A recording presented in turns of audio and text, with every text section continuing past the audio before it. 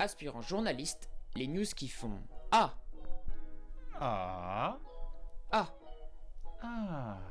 ah. Dans cette vidéo sera présenté le second conflit d'intérêts de Dupond-Moretti. Je vous invite donc à aller voir la première vidéo. Il existe un deuxième conflit d'intérêts pour Moretti car selon l'article de Paris Match, il est un ami de longue date de Herzog, l'avocat de Sarkozy. Or, l'enquête disciplinaire demandée par le garde des Sceaux à l'encontre de 3 juges du PNF indique les mêmes magistrats visés par la précédente plainte qu'il a retirée. Ces juges qui s'attaquent donc à Herzog, Moretti ainsi que Sarkozy.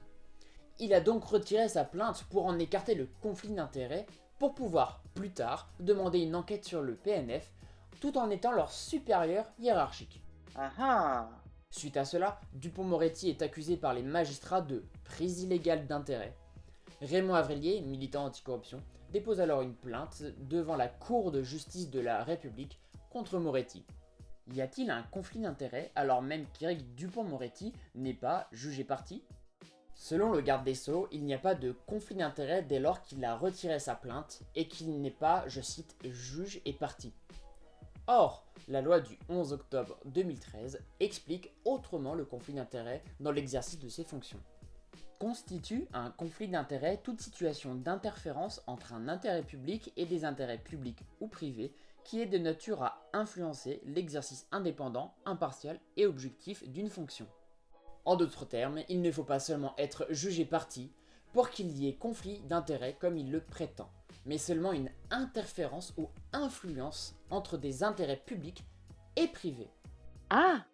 Dupond-Moretti a publié une vidéo le lundi 12 septembre sur Facebook pour réaffirmer l'absence de conflit d'intérêts. Il délègue cependant durant la vidéo son rôle de statuer sur le prochain rapport de l'IGJ vis-à-vis du PNF à Castex, Premier ministre. Un rapport qui, on le rappelle, il l'avait lui-même demandé. Ce qui est tout à fait étonnant, car une telle délégation est légalement obligatoire dans le cadre d'un conflit d'intérêts, alors même qu'il nie en l'état tout conflit d'intérêts. Ah. Implicitement, cela lui offre tout simplement une porte de sortie, tout en ne reconnaissant pas son propre conflit d'intérêts dans cette affaire.